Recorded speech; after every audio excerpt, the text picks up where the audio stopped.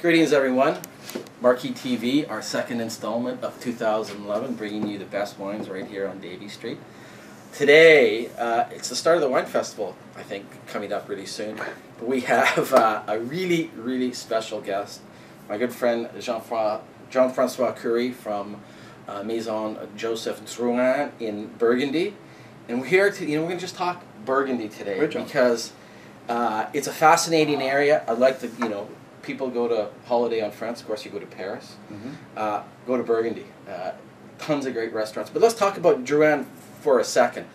Quick history on the estate, or on the company. Very good, John. So good morning everybody. I'm very pleased to be here in Vancouver. Been here a few times. It's always a great pleasure to come to the city, which I love. And Drouhin has been around in this country for a while, and we're very pleased to be partner with Marquis. We are a family company. Everything started in the Chablis region, in fact, in the late 19th century, when Joseph Drouhin, the founder, decided at the age of 24 to move down south, Beaune, because Chablis was already, it's still a very small village, but it was not a place to be if you want to expand internationally. So Beaune was, and he decided to establish himself in Beaune, and right in the heart of Beaune, he bought a cellar, which you know. Yep.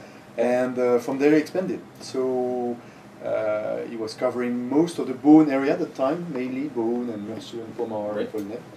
And then his son Maurice was the one who shaped the estate, which is probably the flagship estate of Drouhin, which is the Cote de Beaune. From 45 different growers, roughly 45 acres. Right. And he was the one who, by accident, but maybe we can talk about that later, by accident created the Clos des Mouches Blanc, white, which is kind of unusual. Which is, this is declassified. And the one we're having now is exactly, it's young vines and cuvées, which we feel are great, not at Premier Cru level, which we put in this blend, so it's very good value. So Maurice Drouhin did that, the Clos des Mouches. He was also very famous Beaunois, so he was the head of the Hospice de Beaune. So he was really a very social spokesman. And then came Robert Drouhin, who is still our chairman. And Robert was really the one who expanded Joseph Drouhin what it is now. And like here in BC, he was there in probably the late 50s, early 60s already. Wow. To push Burgundy, and he was a real spokesman, not only for Joseph Drouhin, but for Burgundy. You have to be, if you speak about Burgundy, you can't talk about your domain. You can't, but you have to talk about, you have to be an ambassador of the region, because Burgundy is so small. To talk about one specific domain, it doesn't do it. And I say that Austria, just as an aside, the great ambassador for Austrian wine was Alois Cracker. Yeah, sure. Yeah. He made sweet wines. Yeah, sure. And I met him at Vin Italy, and I tasted Austrian wines, and he got me going 10, 12 years ago on. Unfortunately, he passed away. But the great ambassador, when you're talking Burgundy and you meet a Burgundian, you're not only talking about his domain, you have to talk about. You have to talk about Burgundy. Absolutely. So you really, he was kind of a spokesman for Burgundy, exactly. Yeah. And he was expanding the estate in the Côte de Nuit, and all the Grand Cru we now own are really thanks to Robert Drouhin. In the 60s, he managed to purchase Griotte, Chambertin, Musigny, Bodmar, name one, Claude Vougeot. Not too easy to get now. Not exactly. It was a great timing, because now it's really impossible. Not only price, but also availabilities of estates would be difficult. And he moved back to Chablis as well in the late 60s, in 68 exactly. He decided that Chablis was offering a good opportunity, and again the same, he managed to purchase Grand Cru and Premier Cru of high caliber, which would not be possible now. And also, to finish with Robert's influence, he also established the Domaine Drouhin, Oregon, which you may know. In '88, it was the time. '88. He was the first. Yeah, the first. Oh, geez. Remember that? Yeah. And Véronique, his daughter, who has just graduated from Enology University in Dijon. Right. She decided to have a kind of traineeship in Oregon, and she fell in love with the area. And she convinced her father that it could be a good place to plant Pinot Noir, and they did. And now Domaine Drouhin Oregon is great wines. So now it's the fourth generation. So we mentioned Véronique because she's the most important one. She's a girl, and she's a winemaker. She's probably the most important person in the company. But also her three brothers are all involved. So the vineyard manager, Philip, is the eldest, and he converted the whole estate into organic and biodynamic farming in the mid-90s. Frédéric lives in New York, so Laurent lives in New York, he's the US export manager. Right, right. And the youngest, funny enough, is Frédéric, and he's the president. And he lives in he Savigny? He lives in Bouches-les-Beaunes now. He used to live in Savigny. His wife is Claude from Chandon-Douillet. I know, I met her. Yeah, I tasted them. Yeah, they're good wines. Yeah. So it's just to say that it's a very family-driven, family-managed, family-oriented, small or middle-sized estate. Pretty, a pretty fair-sized estate. But this is the key: is family. That's with Burgundy. Yeah. So what are we tasting here? This is a 2009. Yeah, this is just a new release which I brought with me almost. It's 09 has been probably highly expected, I guess, in this part of the world as well.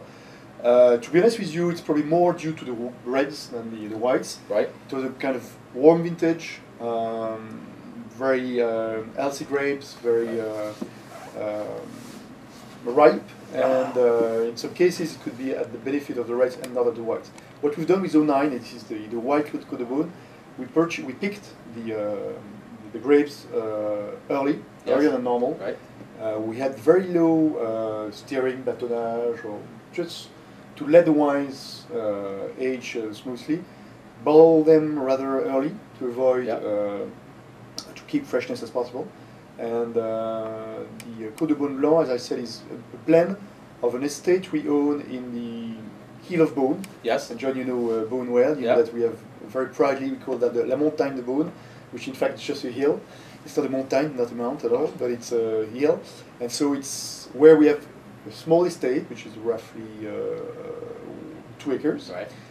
So it's Cote de Beaune as an AOC, as a parcel designation. And also in this blend we can put Premier Cru declassified, or as I said earlier, young vines, cuvées, which we feel are good for this wine, not for the Clos de Bouche.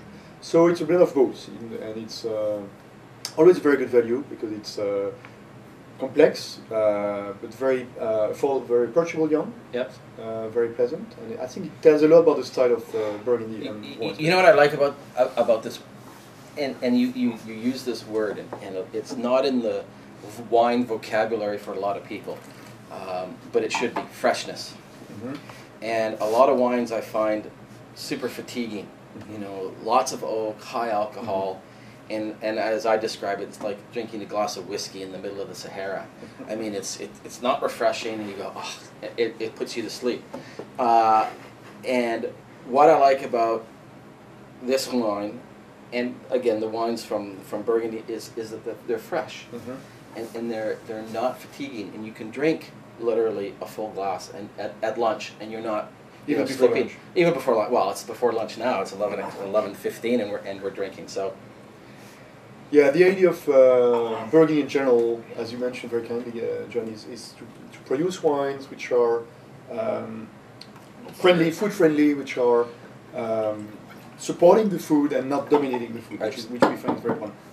And we like, and it's probably due to the northern situation of Burgundy. It's quite northern for Chardonnay and Pinot Noir, and it has a high acidity, and that's probably the key. It absolutely. Also, climate change. I was talking to a fellow I used to do business with. You know who he is, English guy, Tim Marshall. Yeah, I know well. Yeah. And he's retired, and when I first went to Burgundy in the late 80s, early 90s, he showed me around, and I still deal with a few of the growers that he introduced me to. But we're talking about harvest dates, and they're picking a full 10 days earlier now than they were 20-odd years ago. Yeah. Not only that, the crapshoot that Burgundy was 25 or 30 years ago is done. It's over. Yeah. It's not the crapshoot that it once was. You know, somewhere in the 70s, even in the 70s. So there's this consistency in the wines, and so if you want to find true expression of Pinot Noir over a wide, going from Beaune to Gevrey-Chambertin is not a long trip, but the expression of Pinot Noir is incredible. How one grape variety can change, and Chardonnay too, of course, can change so much. So for all of those of you who are a little concerned, I mean, Burgundy is not the low-cost entry. Can be. It's not low-cost alternative for Pinot Noir or Chardonnay, but the consistency of the people today it's pretty impressive. It's really impressive. I would agree, John. In fact, we've been fortunate. We should mention that we've been fortunate. We had a great array of vintages in the last. That's true. 10, 15 years, and also, as you mentioned, we probably adapted the timing, the picking, the vinification process to make Burgundy consistent. Absolutely, which is very important. Now, visiting. Yeah. Please, if you have a chance to go to Beaune and spread out and visit the communes, I highly recommend it. It's friendly. People speak a ton of English. The food is killer. The food in the restaurants. Great restaurants, some great wine lists. What else can you say about going to Burgundy? I mean, it's a fabulous place. Well, I'm native from Fissin, which is a village north of the Cote de Beaune, so it's roughly 40 kilometers north of Beaune. So it's difficult for me to. I'm biased in a way. I grew up in this lovely country, but I must say that it's a place where you can do a lot of things. Of course, food and wine is the most important thing. You can also. It's a very good place for biking, for instance, for people who love biking through the vineyards, walking. We've got a lot of old buildings, historical monuments like chateaus, and of course, Cote de Beaune is one of them. Everything is linked with the Christian religion, of course, because the Cistercian monks created all those beautiful buildings. Yeah. But it has a lot of. It makes sense to go through the vineyard and stop every other kilometer in a village where you have a beautiful church, beautiful castle, beautiful monument in general. So it's a great place to do this type of thing. It's great for meeting people. It's a very casual place, I would say. It's not stiff, or people are probably welcoming a lot, and they're very simple people. As we sit here with the wall of Bordeaux, and when you said it's not a stiff place. That's I hate to say, you mentioned that, John. I didn't want to say. Whatever. It's so bad. No. We people, they have fun. I mean, people in Burgundy, they want to enjoy themselves, and it's probably about wine and food. It's about friendship and have a party, and so we partiers. Oh, well, we had a great dinner at Marquis. Yeah, that was great. Tasting. Not in Burgundy ones as well. No, tasting all the old chartreuse. Which was fabulous. As you said, biking, taking the TGV from Paris to Dijon, and then the TER. It's easy. It's 1 hour 40 minutes by TGV from Paris to Dijon, and then it's another 30 minutes through the vineyard to drive. Yeah. So it's easy. You can be there 1 day, 2 days, a week, a month, whatever. But it's easy if you have just 1 day or 2 days off to Paris. It's very easy to make it. Cool. Now you're here for the wine festival, correct? Among other things, and to meet you and have a dinner with your friends and customers. But I will be at the festival all week. Okay. For the first time in 12 years. Okay. We're coming up to the end of 15 minutes on YouTube, so taste his wines. They're killer. We've got a whole bunch coming in. Jean-Francois, great. Thanks, John. Cheers. Cheers.